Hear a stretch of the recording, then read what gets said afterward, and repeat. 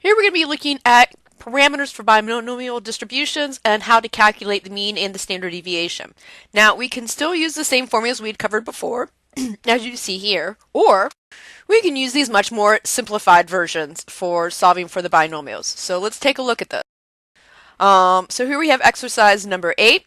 It's a very typical problem that you have to work with. So we have a clinical trial of the drug Lipitor. We have 94 subjects who were treated with 80 milligrams of Lipitor, and 6.4% of them have developed headaches. We need to find the minimum and the maximum usual values for this. So the first way to get started on this problem is to work your way backwards from what you need to find. So what is the formula for the min and maximum values? So if that's what we're trying to find, what is that formula? The formula is our range rule of thumb, which is our minimum of mean plus 2 standard deviations and our maximum of mean minus 2 standard deviations. Okay, now, in order to be able to calculate that, we're going to need to get our mean and our standard deviation. So then we need to find out what are the formulas for these two parameters. Again, here we're working specifically with binomial. So we're going to use our more simplified versions. Now, we need to identify the pieces to plug into these formulas. So we need to identify our n, our p, and our q. And then once we have those 3 points, we can work our way backwards to the solution of the problem. So let's take a look at this together. So what is going to be my n? Remember, n is going to be my number of trials. So what is going to be my n in this particular problem? Doesn't mean 94.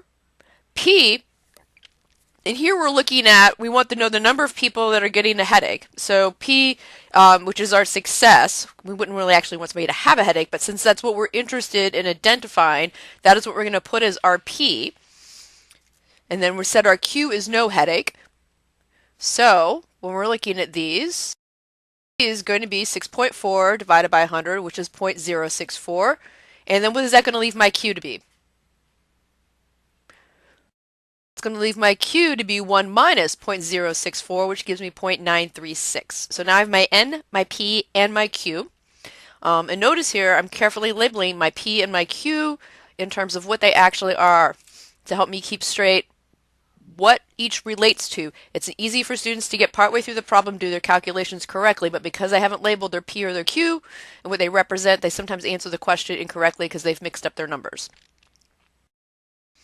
Okay, so now we're going to plug all of this together, and we've got our N, our P, and our Q. We plug them in to get our mean and our standard deviation, as you can see right up here on the whiteboard, plugging those pieces together.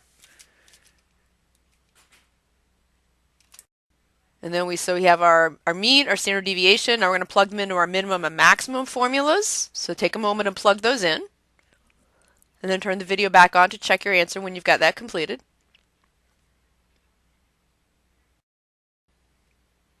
And you should have something like this. So we're going to have our minimum value of 1.2 and our maximum of 10.8. Now, let's take this a step further and ask about whether or not certain levels of headaches would be unusual. So if 2 people reported headaches, would this be unusual based on this data?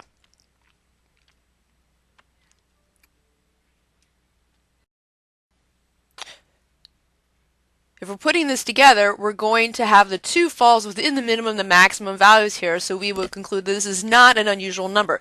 Notice how I set this up, so I've got my minimum is less than, then put each of my numbers in order of less than to greater than all the way across, and then once you've got your 3 numbers in that order, identify where the particular number that you're interested in this case 2, falls in that particular formula. So let's apply this to looking at the next problem. Would it be unusual if 12 people reported headaches? Take a moment, pause the video, and fill that out. And then when you're ready, click on play, and we'll check our answers together. Since 12 falls outside the minimum and maximum values, as we can see here, then we would conclude that it is an unusual number.